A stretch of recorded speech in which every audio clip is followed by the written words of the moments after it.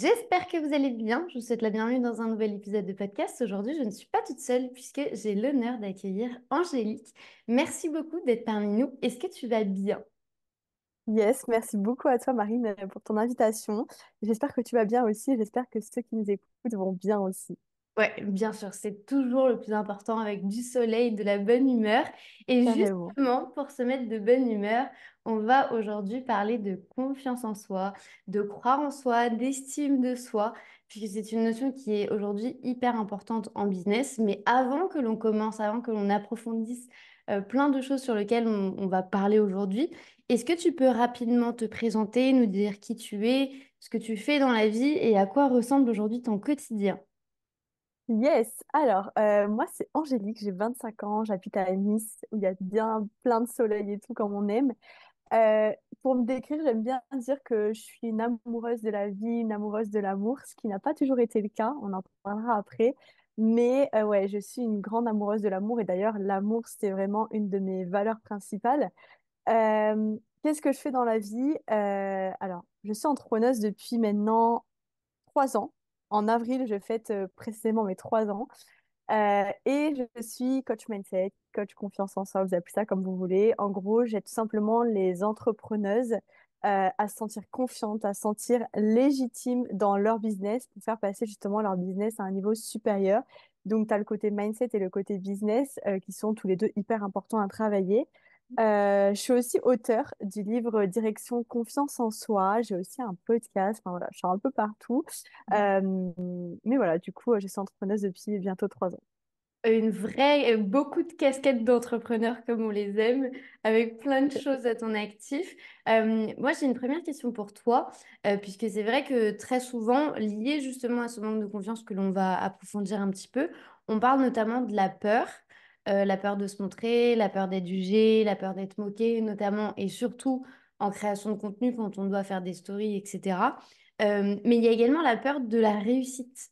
Est-ce que tu pourrais nous en parler et surtout comment est-ce que toi tu t'en es rendu compte de ce fameux auto-sabotage que l'on parle autant parce que tout le monde vous a forcément déjà dit tu es en train de t'auto-saboter et l'une des raisons peut-être la peur justement de la réussite. Quel a été toi ton chemin et ton analyse, je dirais, vis-à-vis d'elle? Yes. Alors, pour monter un petit peu dans le temps, moi, pendant longtemps, je pensais que j'avais la peur de d'échouer, hein, bah, comme tout le monde, hein, vu que tout le monde avait peur d'échouer, bah, tiens, moi aussi, j'avais peur d'échouer, vu que c'était un peu euh, la peur la plus répandue, entre guillemets. Mais jamais de ma vie, j'avais pensé à la peur de réussir. Et donc, du coup, je suis passée à l'action, j'ai travaillé sur ma peur d'échouer en pensant que j'avais peur d'échouer, donc j'ai tout fait ce qu'il fallait, je suis passée à l'action. Jusqu'au moment où je me suis rendu compte qu'en fait, je faisais tout, mais il n'y a rien qui changeait en fait. Mon mindset il était pareil, mes actions, enfin mes résultats c'était les mêmes, il n'y a vraiment rien qui changeait alors que je passais à l'action. Et du coup, je me suis posé beaucoup de questions, de me dire, mais je comprends pas, j'ai tout bien fait, mais il n'y a rien qui change. Jusqu'au moment où j'ai commencé à vraiment me faire accompagner au niveau du mindset, du business, et que je me suis rendu compte qu'en fait, c'est pas peur d'échouer que j'avais, mais j'avais peur de réussir. Et c'est en faisant cette introspection sur moi-même que je me suis rendu compte de ça. Parce que sinon, bah, sans travailler sur moi, sans avoir ce recul-là nécessaire sur moi, moi, j'étais persuadée que j'avais peur d'échouer. Et en fait, bah, en me faisant accompagner, je me suis rendu compte que c'était la peur de réussir. Et c'est vrai que ça a été compliqué de...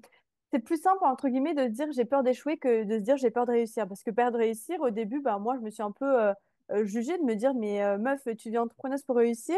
Mais à côté de ça, tu as peur de réussir. Enfin, c'est vraiment illogique, tu vois. Et il y a l'auto-sabotage qui commence. Et en fait, c'est très, très, très inconscient parce que j'ai commencé à m'auto-observer, à m'auto-analyser et je me suis rendu compte que, effectivement, j'avais plein d'opportunités de réussir, sauf que je préférais faire des actions qui n'étaient pas du tout utiles dans mon business. Je sais pas, moi, m'inscrire à plein de contenus gratuits et ne jamais les regarder, par exemple, au lieu de me faire accompagner ou de vraiment développer ce qui a besoin d'être développé dans mon business et mon mindset. Et ben, je préférais faire des choses qui étaient inutiles, vraiment, qui m'apportaient rien sur le court terme et sur le long terme. Et je me suis rendu compte de cet auto-sabotage un peu plus tard, de me dire, bah, en fait, ouais, inconsciemment, c'est comme si j'envoyais à mon cerveau, comment dire, un message en mode, me fais pas trop faire d'actions qui vont me faire réussir, sinon, attention, danger. Parce que pour moi, réussir, alors on a chacun notre définition, mais avant, quand j'avais peur de réussir, même si elle est encore un peu présente, quand j'avais peur de réussir, ma définition, c'était bah, réussir, c'est gérer plein d'argent, c'est gérer une équipe, gérer encore plein de clients. En fait, c'est des choses que là, maintenant, je me sens pas capable de faire parce qu'on m'a pas appris à le faire, parce que c'est pas quelque chose qu'on nous apprend à l'école. Et surtout, je travaille encore sur mon besoin de tout contrôler, tu vois. Et tout contrôler et réussir, ça va pas forcément ensemble parce que plus tu réussis, plus il y a de nouvelles choses qui arrivent, il y a de pas forcément de nouvelles contraintes, mais de nouveaux obstacles, de nouvelles choses à gérer et tout qui arrivent. Et moi, c'est vraiment ça qui me faisait peur de me dire, enfin, de me dire, mais en fait, comment je vais gérer tout ça alors que j'ai pas les moyens là maintenant pour le gérer et qu'on m'a pas appris à le faire, tu vois. Et je m'en suis rendu compte que plus tard, qu'en fait, bah, je m'auto-sabotais au niveau de ça et que j'avais plein de moyens de réussir. Et je suis sûre que plein de gens nous écoutent et qu'ils ont plein de moyens de réussir, mais qu'au final, il y a quelque chose qui bloque et c'est peut-être cette peur de réussir qui les empêche bah, justement de réussir.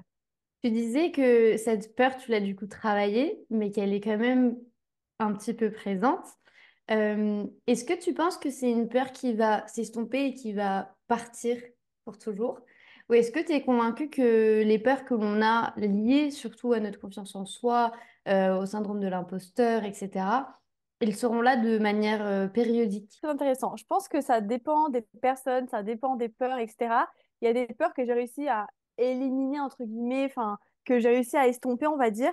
Mais c'est vrai que je pense que les peurs, pour moi, si on en fait bon usage, on va dire, elles peuvent nous être utiles.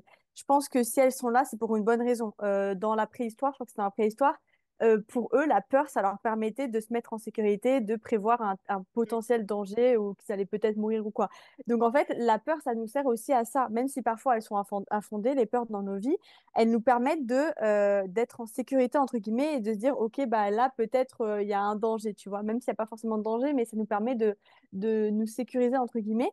Et pour moi, les peurs, bah, ça m'a apporté plein de leçons, plein de choses. Et je pense que cette peur de réussir, je l'aurai toujours un petit peu parce que bah, j'ai toujours ce besoin de contrôler et que bah, il y a justement plein de choses qu'on ne peut pas contrôler. Donc je pense que je l'aurai toujours, mais il n'y a que moi qui peux décider de me dire, OK, qu'est-ce que je fais? Est-ce que je reste dans ma zone de confort Mhm. et en fait, j'abandonne un peu mon entreprise, je retourne au salariat limite parce que bah, j'ai peur de réussir? Ou est-ce que je fais de cette peur une force et malgré tout, bah, je fais tout pour réussir. Qu'est-ce que je fais en fait? Et c'est pareil pour toutes nos peurs en fait, qu'est-ce que je décide de faire? Est-ce que je laisse cette peur m'empêcher d'avancer ou est-ce que j'en fais une force, quelque chose qui me permet d'avancer? Et c'est totalement possible. Par exemple, j'ai eu beaucoup la peur d'abandon quand j'étais petite et je l'ai encore un petit peu, mais tu vois, j'ai pas réussi à l'éliminer complètement, mais en même temps, elle me permet, euh, j'ai pas forcément d'exemple là qui me vient en tête, mais elle me permet certaines choses, tu vois, elle me permet de peut-être bien choisir mon entourage, de bien m'entourer, de faire attention à qui je m'entoure, etc. Tu vois, aussi de reprendre le pouvoir de ma vie. Enfin, pour moi, les peurs, si elles sont là, parce qu'on a tous des peurs différentes, si elles sont là à ce moment-là, c'est qu'il y a un message derrière, c'est que j'ai quelque chose à retirer. C'est un peu comme, tu vois, ce truc d'échec. Pour moi, il n'y a pas d'échec, ça n'existe pas, c'est que des leçons. Et si un obstacle arrive là aujourd'hui devant vous, que ce soit des peurs, des croyances que vous voulez, pour moi, c'est que, tu appelles ça ce que tu veux, l'univers, Dieu, la vie, ce que tu veux, c'est que la vie a conscience que tu es capable de surmonter cet obstacle. La vie, elle n'est pas là pour te mettre des bâtons dans les roues en mode, bah tiens, je vais rigoler un petit peu, vas-y, on va voir comment tu gères ça. Non, la vie, si elle vous envoie un obstacle, si elle vous envoie quelque chose, c'est parce qu'elle sait que vous êtes capable de le surmonter. C'est un petit peu un test, entre guillemets, pour vous dire, mais en fait, ouais, tu es capable de le surmonter et tu vas y arriver, tu vois. Donc pour Complètement. moi, pour répondre à ta question, ouais, les peurs, je pense pas que ça puisse s'éliminer complètement, mais on peut les estomper, on peut en faire une force et ouais, ça peut devenir une force, quoi. D'ailleurs, pour rebondir sur ce que tu dis, il y a un dicton en portugais qui dit que si c'était facile, c'était pas pour toi. Et ça permet d'avancer, de se dire, ben, au final, on a toutes des difficultés, on a toutes des peurs à notre niveau, à des stades différents. Il y a beaucoup de choses que tu as évoquées sur lesquelles je me reconnais, de me dire, ben, au final, je vais consommer que du gratuit. Et puis au final, tu te rends compte que c'est pas comme ça que tu vas obtenir des résultats. Un peu comme les échantillons Sephora où on te donne juste un petit morceau, mais c'est pas ça qui va te faire avancer. Donc j'aime bien cette perception de te dire que dans tous les cas, elle sera là. Et il y a un point très important que tu as dit de vraiment considérer la peur comme un moteur, comme un filet de sécurité et pas comme un frein qui va vous empêcher d'avancer. Moi, c'est vraiment comme ça que je la vois, la peur, surtout que quand on crée du contenu, il y a beaucoup de peurs qui nous freinent, notamment la confiance en soi, notamment l'estime de soi, la perception que l'on va avoir de nous, la valeur que l'on va s'accorder à nous-mêmes. C'est pas un chemin facile.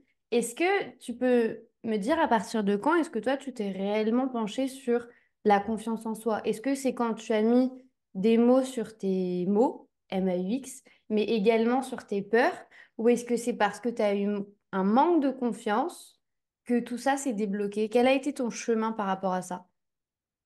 Alors, pour raconter un petit peu l'histoire, pour spoiler un petit peu, en fait, ça a été, j'ai attendu un peu le dernier moment, j'ai attendu de me retrouver face au mur pour me dire, OK, là, il faut faire quelque chose, Angélique, il faut se bouger un peu les fesses.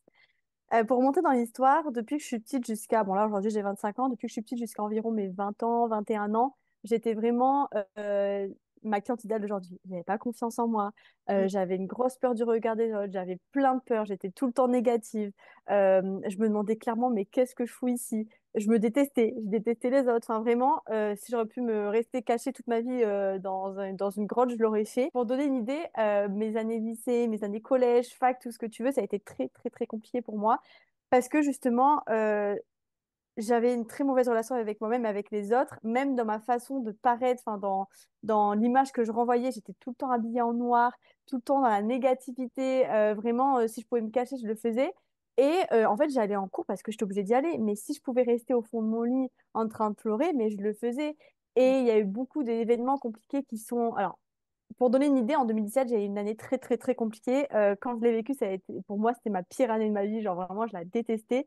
Et avec le temps, je remercie cette année d'être arrivée à moi parce que c'est celle qui m'a permis d'arriver là où j'en suis aujourd'hui.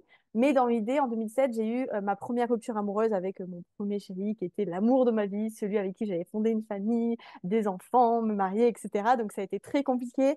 Notre relation elle a duré clairement 3 mois. J'ai mis 2 ans à m'en remettre. Donc, je te donne un petit peu l'idée, dépendance affective, tout ça. Ensuite, sont enchaînés les événements. Évidemment, l'un ne va pas sans l'autre. Donc, j'ai commencé à avoir plein d'événements compliqués. La trahison d'une personne très proche de ma famille. J'ai perdu ma chienne, qui était une des seules personnes avec qui voilà, que j'aimais, entre guillemets, où tout se passait bien, où j'étais pas jugée, etc. Je devais gérer ma petite sœur, parce que j'ai une petite sœur qui est autiste. Donc, je devais la gérer. J'étais un peu comme sa deuxième maman. Je devais la faire dormir tous les soirs. Je devais m'en occuper énormément. Enfin, j'avais vraiment un rôle de maman. Et c'est Ouais. pour ça aussi que je m'entendais pas avec les gens de mon âge parce que je me sentais beaucoup plus mature qu'eux. Parce que quand à l'âge de limite, peut-être pas maternelle, mais quand dès la primaire, tu t'occupes de ta sœur H24, que tu dois lui changer sa couche, que tu dois gérer son handicap, que tu dois gérer le regard des autres, ça t'emmène une certaine maturité et ouais, ça te fait changer la vision des choses. Ouais. Ça a été une époque de ma vie très, très, très compliquée, le fait de gérer ma sœur autiste. Mais tu vois, il y a eu beaucoup d'événements qui sont enchaînés. Et jusqu'au moment où ça a été un peu l'événement de trop, je sais plus c'est lequel l'événement qui a été vraiment le déclic, mais ça a été l'événement de trop. Et je me suis retrouvée un peu face au mur à me dire, en fait, Angélique, t'as deux choix. Soit tu continues comme ça, et en fait, je te dis honnêtement, bah, plusieurs fois, j'ai pensé à me suicider. Alors, j'ai jamais fait de merci, mais j'ai eu beaucoup de fois l'envie de me suicider, de me dire, bah, en fait, j'ai rien à faire là, je ne comprends pas ce que je fous dans ce monde. Ou alors, soit ouais, je continue à désespérer comme ça et à faire ça. Soit je reprenais le pouvoir de ma vie et je me disais, bah, en fait, bah, là, Angélique, c'est le moment de faire quelque chose, quoi. C'est le moment de reprendre le pouvoir de ta vie. Et j'ai pris la meilleure décision de ma vie, qui a été bah, justement de reprendre le pouvoir de ma vie. J'ai commencé à énormément m'intéresser au développement personnel. J'ai commencé à développer ma confiance en moi. J'ai commencé à me faire accompagner.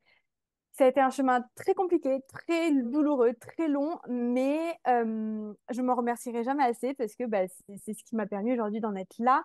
Donc, je suis passée vraiment de celle qui n'avait pas du tout confiance en elle à celle qui aujourd'hui a confiance en elle, qui n'a plus peur du regard des autres, qui a fait une force de ses peurs. Alors, comme j'aime le dire, effectivement, je suis coach mindset, mais ça ne veut pas dire que je n'ai plus de peur, que tout va bien, tout est rose. C'est juste que j'arrive à voir le positif, j'arrive à en faire une force, j'ai développé un mindset beaucoup plus positif. Mais pour donner une idée, voilà, ça a été vraiment le déclic. Et c'est pour ça aujourd'hui que j'aide vraiment sur la partie confiance en soi en particulier. Parce que je sais ce que c'est de manquer de confiance en soi, je sais à quel point c'est douloureux, je sais à quel point on peut se sentir seul, mais je sais aussi à quel point c'est possible de s'en sortir. Et pendant longtemps, quand j'étais dans ce truc de négativité, je pensais que la confiance en soi, c'était inné.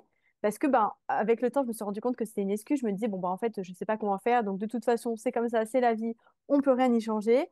Et en fait, ça a été beaucoup des excuses que je me suis trouvées jusqu'au moment où j'ai commencé à travailler sur ça. Je me suis dit, ben, ouais, en fait, c'est possible d'avoir confiance en soi. Et je suis aussi là aussi pour faire passer ce message de dire, ben, en fait, c'est possible et je suis là pour t'aider. En fait, je suis une preuve que c'est possible. Il y a plein de gens sur Terre qui sont la preuve que c'est possible de passer de j'ai pas confiance en moi à j'ai confiance en moi et je réalise mes rêves, en fait, tout simplement. Complètement. J'ai la voix tremblante. Ceux qui regardent la vidéo YouTube l'ont probablement vu.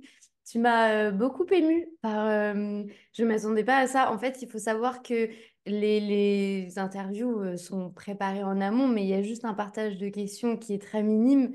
Après, c'est vraiment un échange qui se développe lors de l'enregistrement. Et je ne m'attendais pas à cette claque. Donc, merci pour son partage parce que j'ai senti beaucoup d'humanité malgré tout ce que tu m'as Ouais. partagé. Et j'ai senti beaucoup d'énergie qui m'a fait beaucoup de bien, donc merci. Donc je suis désolée pour ma voix qui risque de prendre quelques petites minutes pour se stabiliser. Tu parlais justement du contraste de tout à rien, de vraiment broyer du noir, d'être toujours habillé en noir, d'être dans la négativité et d'être passé vraiment à cette coach mindset qui est là et qui se défonce et qui fait plein de trucs et Mm. qui montre que c'est possible. Comment est-ce que tu as fait, au-delà de l'accompagnement au quotidien, pour passer du noir à l'arc-en-ciel? Parce que c'est vrai qu'on le dit très souvent, et je pense que tu en es la preuve aussi, sans tomber dans le cliché, la négativité attire la négativité et le positif attire le positif. Que Ouais. vous croyez à la manifestation, à ce que vous voulez, dans tous les cas, je peux vous le dire que dans les faits, c'est souvent comme ça que ça se passe. Une merde en entraîne une autre et ça fait un peu effet domino. Euh, Toi, au quotidien, comment est-ce que ça s'est caractérisé? Est-ce que quand tu as commencé à avoir un peu des... Parce que le cerveau est quand même très bien fait et le cerveau va un peu chercher ce qu'il a déjà connu et reproduire ce qu'il a déjà connu. Donc, il faut le refaçonner avec de nouvelles habitudes, avec pas une nouvelle personnalité, mais une nouvelle routine qui va faire que on va évoluer. Comment est-ce que tu as fait au quotidien pour refixer tout ça, je dirais, pour changer un boulon, pour resserrer une vis, pour te dire, bah là, c'est peut-être pas cette pensée-là que je devrais avoir, mais ça, c'est plus celle-là. Parce que je sais que beaucoup de gens vont se dire, bah moi, au final, je suis hyper négative, ou moi aussi, j'ai pas confiance, ou moi aussi, j'ai grave peur. Et au final, au quotidien, je sais pas comment faire, et probablement que vous avez encore peur d'être accompagné, ou probablement même que vous êtes dans ce processus-là. Néanmoins, il y a pas mal de choses au quotidien que vous allez devoir appliquer. C'est un travail de longue haleine. Toi, qu'est-ce qui t'a aidé réellement? Il y a plein de choses qui me viennent en tête, mais ça a été beaucoup de, au-delà d'accompagnement, comme tu disais, ça a été beaucoup d'introspection, d'auto-évaluation, de réussir pas auto-évaluation, plutôt auto-observation, de réussir à m'auto-observer, de me dire, de me rendre compte qu'en fait, rien que dans mes paroles, rien que ça, rien que dans les paroles que j'utilise pour parler de moi ou quand je parle aux autres, etc., rien que dans ça, d'essayer de changer mes mots. Par exemple, tu vois, et souvent je reprends mes clientes quand elles disent, et même moi je me reprends, au lieu de, par exemple, tu vois, des fois, au lieu de dire ouais, je vais essayer de parler en face cam. Non, je vais pas essayer, je vais le faire, tu vois. Et rien que ça, en fait, ça envoie un message différent à ton cerveau. Et comme tu le disais, le cerveau est très bien fait. Le cerveau comprend ce qu'il veut. Donc, en fait, c'est faire attention, entre guillemets, alors pas devenir non plus hyper rigide, hyper parano, mais de faire attention à la façon dont on se parle déjà, à la façon dont on agit. Et j'ai beaucoup cette image d'agir, de penser comme la future toi, comme la femme que tu rêves de devenir. Imaginons, enfin, ta toi 2.0, bah, comment elle agit, comment elle pense, bah, commencer à agir et à penser comme elle le ferait en fait. Comme si tu l'étais déjà en fait, comme si c'était déjà cette Angélique 2.0, cette Marine 2.0, et commencer à agir et à penser comme elle le ferait. Donc ça a été beaucoup de changements de pensée, beaucoup de aussi bien choisir son entourage, ça a été hyper important. Tu vois, j'ai dû me défaire de certaines relations parce que bah voilà on s'apportait plus forcément certaines choses que nos chemins se séparaient que bah il y avait certaines personnes qui étaient plutôt négatives et qui me poussaient pas vers le haut donc j'ai dû me séparer d'elles tu vois ça a été beaucoup de déception de remise en question beaucoup d'introspection aussi et de me demander aussi ben qu'est-ce que je veux dans ma vie qu'est-ce que je ne veux plus de qui je veux m'entourer de qui je veux pas m'entourer ça a été aussi beaucoup de d'introspection d'auto-observation et surtout du passage à l'action. Ça, c'est pas un secret, on vous le répète souvent, mais je peux pas vous donner autre chose, parce que j'ai pas de baguette magique, c'est vraiment du passage à l'action, bah, ouais, du passage à l'action. Par exemple, chaque jour, se répéter des affirmations positives, se faire des compliments, se dire qu'on s'aime, on est une badass, qu'on va y arriver, se mettre devant son miroir et se faire plein de compliments, se dire qu'on va y arriver, tu vois. Et au-delà des paroles, aussi, il y a l'action. Donc, par exemple, tu vois, les affirmations positives, c'est très bien, mais il y a aussi l'action. Imaginons, tu dis, ta phrase positive, c'est je vais y arriver, j'en suis capable. Ben, en fait, quelles actions tu peux mettre en place pour te prouver que tu vas y arriver, que tu en es capable? Ben, peut-être faire des actions qui te font peur, faire ta première story face cam, aller envoyer un message à un inconnu, demander de l'aide à quelqu'un. Enfin, tu vois, plein d'actions comme ça qui vont te prouver que oui, tu en es capable et qui vont t'amener petit à petit vers son objectif. Complètement. Est-ce que tu as de ton côté, parce que du coup, on parlait justement de faire des stories face caméra, de se parler à soi-même, d'être plus dans le je vais pas essayer, mais je vais réellement le faire et ça va aller. En fait, j'aime bien parce que ça me fait un peu penser à la fameuse citation en anglais, fake it until you make it, de vraiment de Mm. faire semblant jusqu'à ce que ça devienne tellement réel que ça en devienne ta vie. Néanmoins, moi, j'ai quand même une question par rapport à ça. Est-ce que c'est un rituel que tu mets en place tous les jours? Est-ce que c'est quelque chose que tu arrives à faire assez naturellement désormais, de te corriger, d'essayer de voir comment est-ce que tu vas pouvoir réussir justement à augmenter ta confiance en toi? Ou est-ce que c'est vraiment pendant une phase, on fait un gros travail sur soi-même d'introspection qui est bah, le plus dur, hein, on va pas se le cacher. Toutes les deux, on le sait en tant qu'entrepreneur, le fait de se Mm. connaître, c'est parfois des grosses claques, mais ça nous aide beaucoup à avancer. Donc c'est du gros et après c'est que du peaufinage, ou est-ce qu'en fait c'est un travail de tous les jours? Pour moi, c'est un travail de tous les jours. Vraiment, je vois la confiance en soi comme soit un muscle ou soit, comment je pourrais appeler ça? Par exemple, une fleur, tu vois, une fleur, c'est pas tu l'arroses une fois et ça y est, elle est toute belle à vie, tu vois, il faut l'arroser chaque jour. Et ben pour moi, la confiance en soi, c'est pareil. Chaque jour, tu plantes des graines, tu les arroses chaque jour jusqu'à ce qu'elles deviennent une belle plante. Mais en fait, la plante ne finira jamais de grandir tant que tu continues pas à l'arroser chaque jour. Ouais. Comme le muscle, si tu le travailles pas chaque jour, bah, il va jamais grossir, tu vois. Alors que si chaque jour tu prends le temps d'aller à la salle, de faire du sport, etc., ton muscle il va grossir. Bah, la confiance en soi, c'est pareil, c'est quelque chose qui s'entretient. C'est un peu comme si tu avais une relation avec toi-même, bah, tu entretiens la relation avec toi-même. En fait, ça s'entretient, ça demande du temps, ça demande de l'énergie, mais c'est quelque chose qui en vaut le coup, en fait.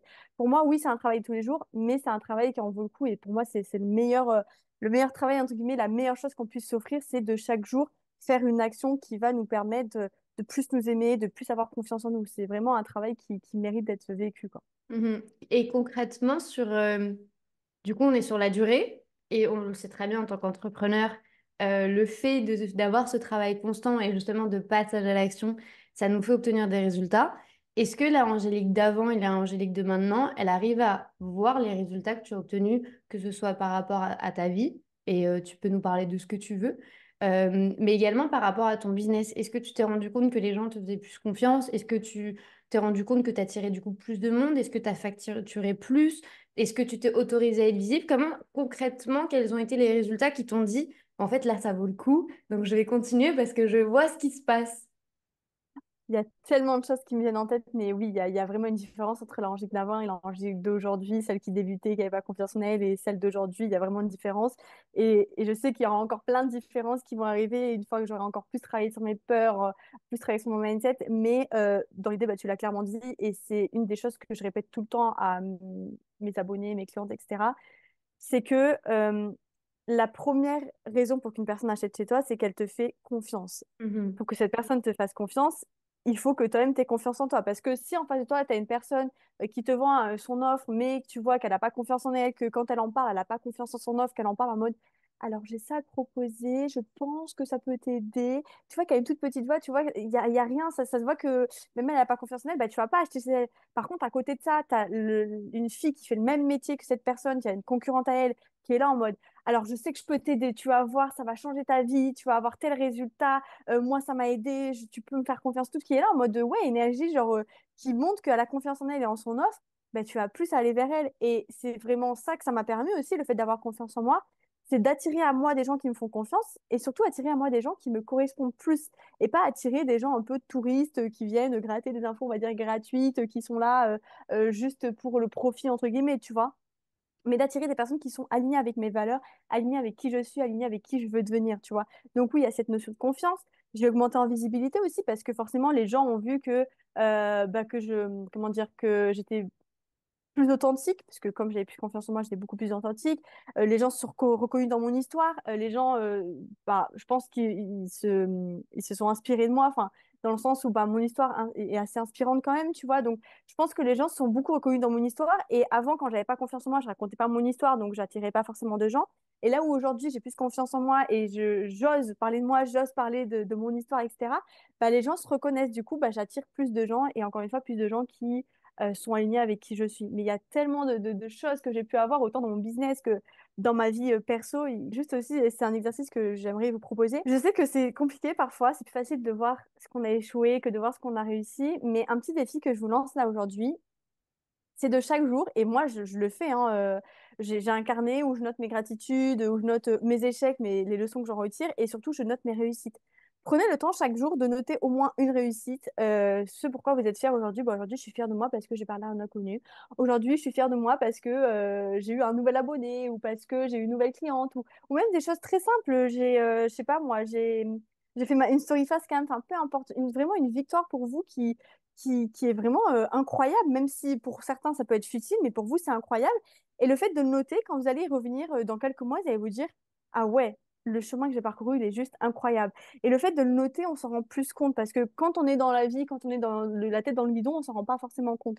Et le fait d'en prendre conscience, ben moi, c'est ce qui m'a permis aussi de prendre conscience de tout ce que j'ai pu réussir jusqu'à maintenant, c'est le fait de le noter, de prendre le temps de me féliciter en fait et de fêter mes fiertés, de fêter mes réussites. C'est quelque chose que j'ai moi aussi mis en place récemment. Parce que c'est vrai que les journées passaient tellement vite que je me disais, mais Marine, mais Mm. qu'est-ce que tu fous de ton temps? Enfin, tu fais rien, ça passe trop vite. Et du coup, je me suis dit, j'ai jamais trop cru à ça. Je vais être honnête, je suis très pragmatique, un peu terre à terre. Et je me suis toujours dit, bah, moi, dans mon entourage, jamais personne l'a fait. Je vois pas pourquoi je le ferais. Et puis, petit à petit, je me suis dit, c'est quoi? Je vais tester. Et effectivement, rien que le fait de noter une phrase ou deux, déjà de un, tu te rends compte qu'au final, tu as fait quelque chose de ta journée. C'est un peu mon cas. Et de deux, ça permet en fait de montrer le fameux 1% par jour que je vous dis à chaque fois, de vous comparer rien qu'à vous-même. Et si vous avez évolué par rapport à vous de la veille, ça a valu le coup. Du coup, le fameux 1% se retrouve du coup à chaque fois dans mes quelques phrases et mes quelques lignes que j'écris. C'est vrai que ça fait beaucoup de bien. Et tu parlais justement d'authenticité et surtout d'avoir commencé à raconter ton histoire grâce à la confiance en soi et grâce à tout le chemin que tu as parcouru. Et du coup, tu as plus ouvert le livre, je dirais, pour que les gens puissent te découvrir. Tu as un peu enlevé ta carapace au juste titre et au juste niveau que toi tu souhaitais respecter. Parce que c'est vrai que quand on crée du contenu, on s'expose au jugement des gens, on s'expose à la vie des gens que l'on n'a pas forcément demandé, mais que les gens vont parfois nous donner. Et surtout, on s'expose aux commentaires négatifs de gens qui peuvent justement en fait se permettre de nous dire, en fait, t'es pas légitime. Tu ne connais pas de quoi tu parles, ou je ne suis pas d'accord avec toi. Le fameux je ne suis pas d'accord avec toi, ça enlève la validation et du coup tu te dis mais merde, mais est-ce que réellement, du coup, je connais réellement mon métier? Ma question qui me viendrait, c'est face à tout ça et face à cet historique, comment est-ce qu'on fait pour gérer les haters si toi tu en as déjà eu? Si tu as déjà eu des commentaires négatifs, si tu as déjà reçu des DM, l'idée, c'est pas du tout de faire du potin, mais c'est plus de comprendre comment est-ce que toi, tu l'as vécu, si ça t'est déjà arrivé ou si ça ne t'est pas arrivé, de comprendre comment est-ce que nous, on peut le gérer pour justement fortifier encore plus ta confiance en soi et ne pas partir, tu sais, comme bah, tu le disais très bien, comme une fleur au moindre coup de vent. Hyper intéressant. Alors, pour te raconter une anecdote sur ça, il faut savoir que je pars de très loin. Avant, quand je devais raconter mon histoire, quand je devais parler de moi, je me rappelle quand je m'entraînais à mon concours, parce que avant de faire une fac de psycho, je ne vais pas rentrer dans les détails, mais je faisais un concours pour devenir éducatrice de jeunes enfants. Et on devait faire des concours de préparation avec nos camarades et tout, nos profs et tout. Et à chaque fois que je devais prendre la parole, mais même si c'était un petit groupe, je me mettais à pleurer. Me demande pas pourquoi, je pense que c'était beaucoup par rapport à ce qu'allaient penser les autres de moi. Vu que moi-même, je ne m'aimais pas, ben, qu'est-ce qu'allaient penser les autres de moi? Donc dès que je disais un mot, genre, je me présente, je m'appelle, et ça y est, je commence à pleurer. Genre, je sais pas, peut-être qu'il y avait aussi ce côté de je me connaissais pas assez, donc je me suis dit, mais qu'est-ce que je veux dire sur moi et tout. Donc, je vous explique, je viens de très loin, donc voilà, ça vous montre que c'est possible. Autre petite chose, par rapport aux haters, j'en ai jamais vraiment eu. Alors, j'ai déjà eu des quiproquos, j'ai déjà eu des petits messages négatifs en message privé. Sur le coup, je vais pas vous mentir, ça fait mal, ça fait un petit truc. Tu te dis, ah bon, merde, qu'est-ce que j'ai fait de mal? Tu vois, surtout moi qui a ce côté, hein, vouloir tout contrôler, que tout soit bien, que tout le monde soit heureux, que j'ai vraiment ce côté, ouais, un peu, je sais pas si on peut appeler syndrome du sauveur, mais un peu côté où je veux que tout le monde soit bien, tout le monde soit heureux. Je déteste les conflits, alors ça, c'est un truc que je déteste. Et du coup, ça me touche énormément, sachant que je suis hypersensible, donc tu vois, ça fait un bon petit mélange, mais j'arrive à prendre de plus en plus de recul, dans le sens où je pars du principe, si on parle de la peur du regard des autres en général, que la peur du regard des autres n'existe pas vraiment. Ce qui existe par contre, c'est le regard de soi. C'est-à-dire que, je vais m'expliquer, si tu as une bonne image de toi, si tu as confiance en toi, que tu t'aimes, etc., si quelqu'un vient te juger, ça va peut-être te faire quelque chose, mais ça va pas durer longtemps. Enfin, tu sais ce que tu vaux, donc en fait, tu vas t'en foutre. Par contre, effectivement, si tes bases ne sont pas solides, si toi-même, t'as pas confiance en toi et qu'on vient te juger, là, ça va te faire du mal. Mais parce qu'en fait, ça va te montrer que il y a quelque chose en toi qui est pas assez solide, qui est pas assez construit, que tu n'as peut-être pas assez confiance en toi, etc. Donc pour moi, le regard des autres n'existe pas, c'est plus le regard que tu portes sur soi. À partir du moment où ton regard de toi-même est solide, il n'y a pas de raison que ça vienne te toucher. Donc ça, c'est pour la première chose. Deuxième chose, je vous conseille de lire le livre Les quatre accords Toltec. Je ne sais pas si tu connais, mais un des accords, c'est de ne rien prendre personnellement. Et ça, je le répéterai jamais assez.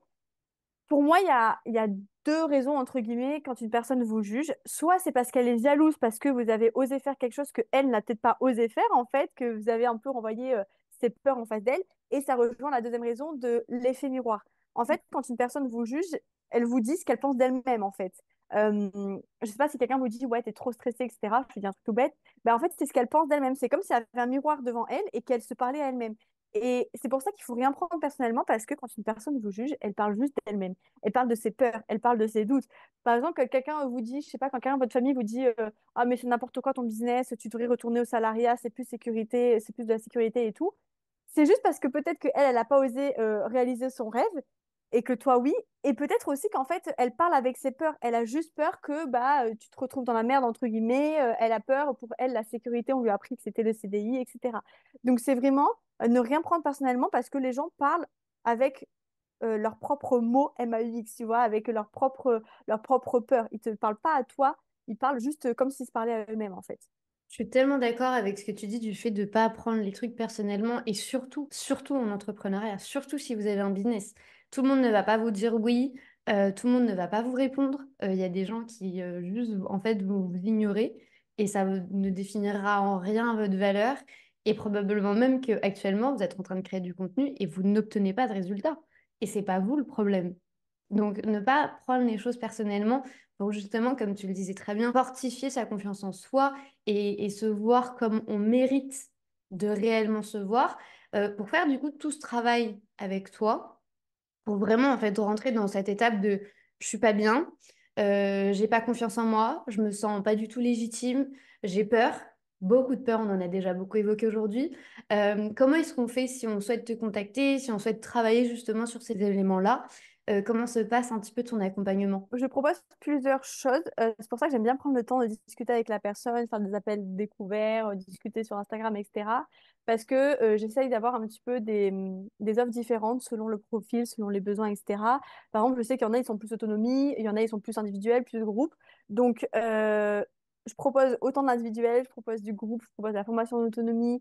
Là, je suis sur une nouvelle offre, un nouveau projet. Mais dans tous les cas, si vous avez n'importe quelle question, le plus simple, et si vous voulez que je vous accompagne, le plus simple, c'est de m'envoyer un petit message sur Instagram et soit vous m'expliquez votre problématique par message et moi je vous dis comment je peux vous aider, soit on se cale un petit appel offert, un petit appel découverte et on en parle ensemble. Mais envoyez-moi un message sur Instagram, c'est là où je suis le plus dispo et là où je suis le plus réactive. De toute façon, je mets tous les liens juste en dessous de cet épisode de podcast. Si vous voulez aller contacter Angélique, vous avez directement son compte Instagram. Un énorme merci pour ton partage et surtout pour ta transparence. Je suis très émotive et j'ai la larme facile, mais en épisode de podcast, c'est très très rare que je sois dans ce type de mood. Et c'est vrai que tu as réussi à beaucoup m'émouvoir à travers ton histoire, mais aussi à travers le parcours que tu as fait et que tu es en train de construire. Je trouve ça dingue. Donc vraiment, un énorme merci d'avoir eu assez confiance en moi pour avoir ce type de partage avec moi qui me touche vraiment beaucoup. Tu disais au début de cet épisode que l'une de tes valeurs principales, c'était l'amour. Eh bien, moi, c'est l'humain. Et je suis très contente de voir qu'on a eu un échange aussi humain, pour ne pas dire authentique. Ouais. Donc, je vous mets tous les liens encore une fois juste en dessous. Un énorme merci à toi, Angélique. Merci à toi. C'était un vrai plaisir de t'accueillir parmi nous et je te dis à très vite. À très vite. Merci Marie, merci à vous. Ciao, ciao.